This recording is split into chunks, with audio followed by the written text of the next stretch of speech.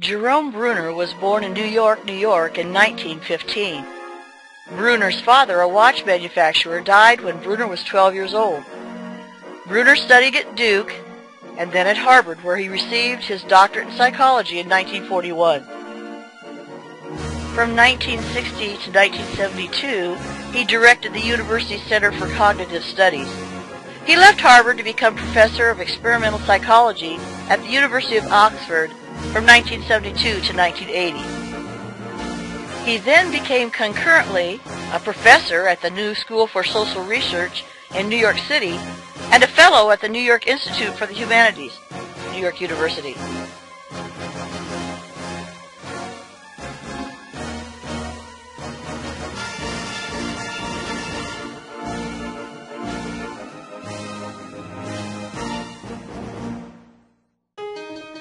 Bruner is a distinguished educator and psychologist. His work on perception, learning, memory, and cognition in young children has influenced the American educational system. He introduced Piaget's concept of developmental stages of cognition into the classroom. When Bruner entered the field of psychology, it was roughly divided between the study of perception and that of learning. The first was mentalistic and subjective, while the second was behavioristic and objective. At Harvard, the psychology department was dominated by behaviorists who followed a research program called psychophysics.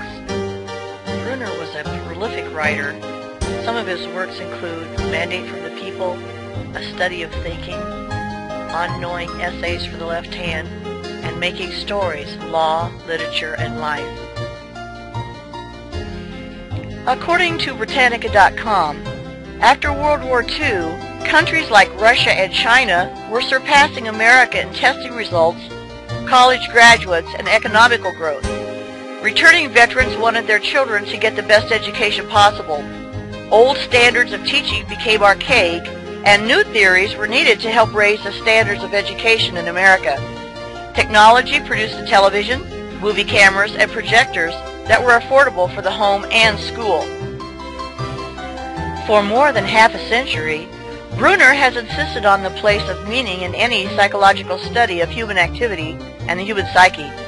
This fundamentally interpretive perspective is at the heart of the cognitive revolution that he played a pivotal part in mounting in the late 1950s. His story of what inspired such a revolution is that psychology during this period was dominated by a behaviorism built on a stimulus-response theory of human action. This meaning-centered psychology Bruner and his colleagues proposed was meant as a counter to this reductionist framework, according to Raylan. Cognitive theories in the 1960s were quite fragmented.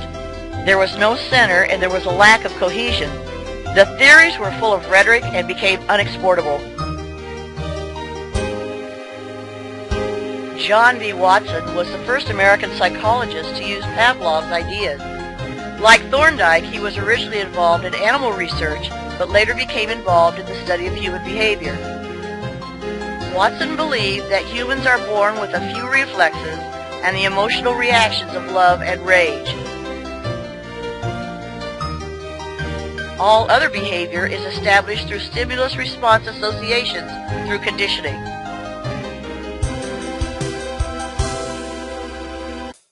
According to Bruner, in 1956, Bloom and his colleagues began development of a taxonomy called Bloom's Cognitive Taxonomy, which consists of knowledge, comprehension, application, analysis, synthesis, and evaluation.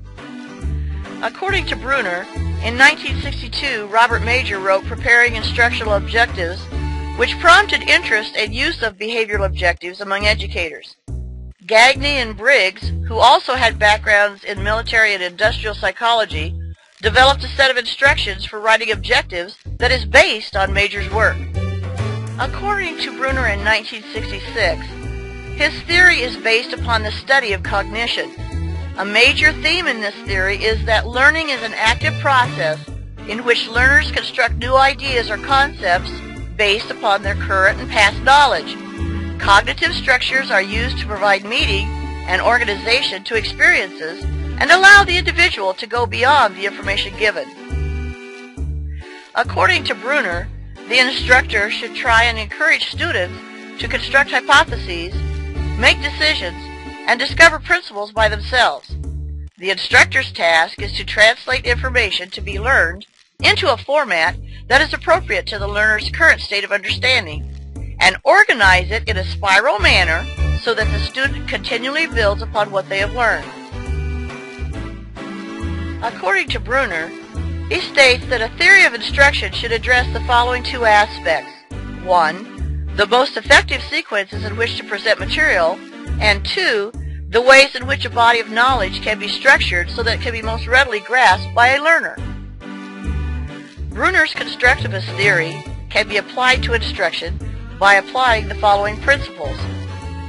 1. Instruction must be concerned with the experiences and contexts that make the student willing and able to learn, or readiness. 2. Instruction must be structured so that it can be easily grasped by the student, the spiral organization. And 3. Instruction should be designed to facilitate extrapolation and fill in the gaps which goes beyond the information that is given and presented. One of Bruner's theory weaknesses is that rule-governed conceptual theories correctly classify many simple, naturally occurring phenomena, but they have difficulty developing clear categorizations or abstract concepts such as wisdom, justice, and equality, which is sometimes difficult for young students to grasp. Unfortunately, most learners find it difficult to distinguish these distinctions because we have learned only to categorize in certain contexts of the act itself. More difficult rules are just more difficult to learn.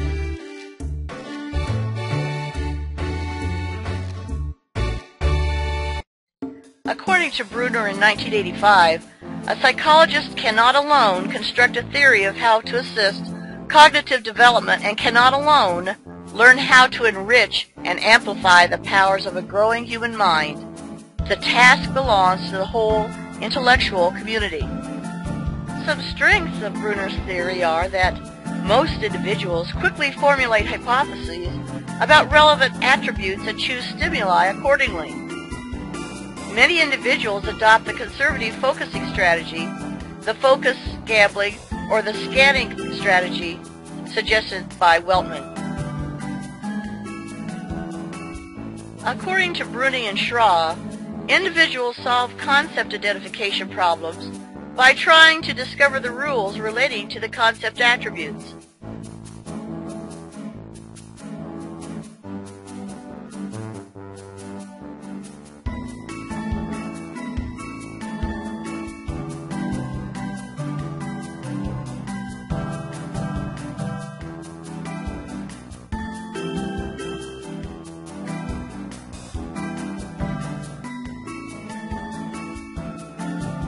Rene suggests that Bruner focused on concept identification.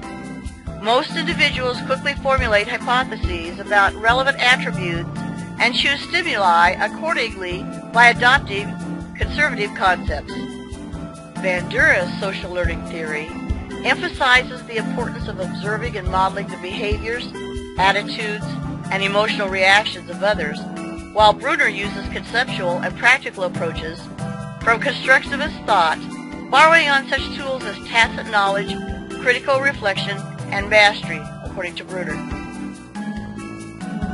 In comparing Bruner to Bandura, Bandura's underlying observational learning processes are attention, retention, including cognitive organization and motor rehearsal, motor reproduction, including physical capabilities, self-observation of reproduction, and accuracy of feedback, motivation, including external and self-reinforcement, and observer characteristics such as sensory capacities, arousal level, perceptual set, and past reinforcement.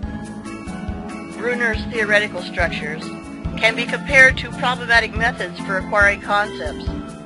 Very similar to Piaget's work, Bruner's theory requires a structural analysis of the process variables, such as those used in acquiring information, rather than establishing connections from previous knowledge.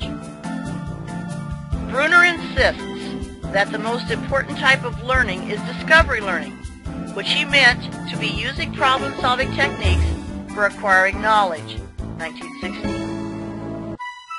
According to Mattingly, Throop, and Jason, Bruner's work has been enormously influential in the subfields of cultural psychology and psychological anthropology, especially because of his important contributions to our understanding of the intimate relationship between culture and mind.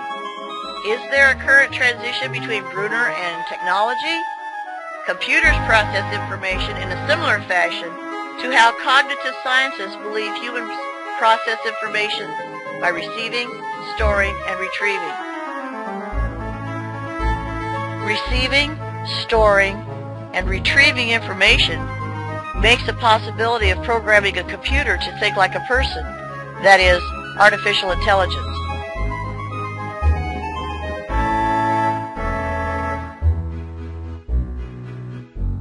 Bruner emphasized 4 characteristics of effective instruction which emerged from his theoretical constructs, the first 3 of which can be associated with computer-based instruction and instructional technology.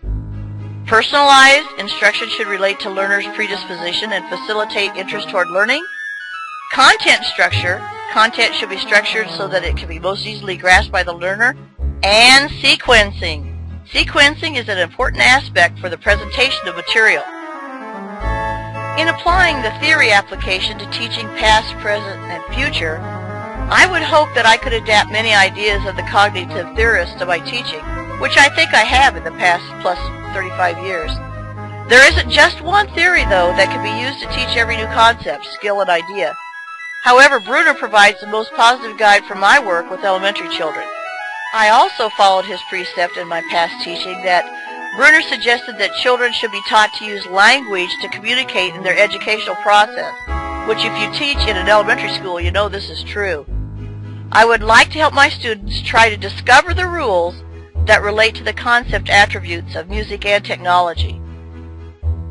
I think Bruner's style will help my students memorize chords, fingerings, and how to justify the dynamics. It could not, however, help them justify why the compositions were written, for whom, and how the sacrifices made in the lives of the professional musicians of various eras were changed by the history and culture of the times. I would have to base my choice of cognitive learning theories on the nature of the learning task at hand. This would include my choice of learning accomplishments.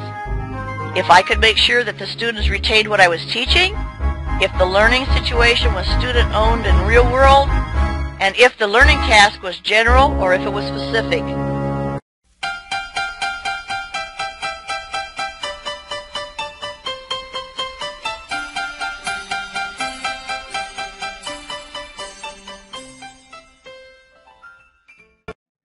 Inventions of musical equipment such as MIDI computer interfaces with keyboards, MP3 players, CD and DVD players and recorders, electronic band and orchestral instruments, music readers for the orchestra, computer-generated lesson software, smartboards, and smartphones have given general music teachers the opportunities to inspire student participation so that learning goals can be approached with interactive interfaces that are stimulating and culturally pertinent.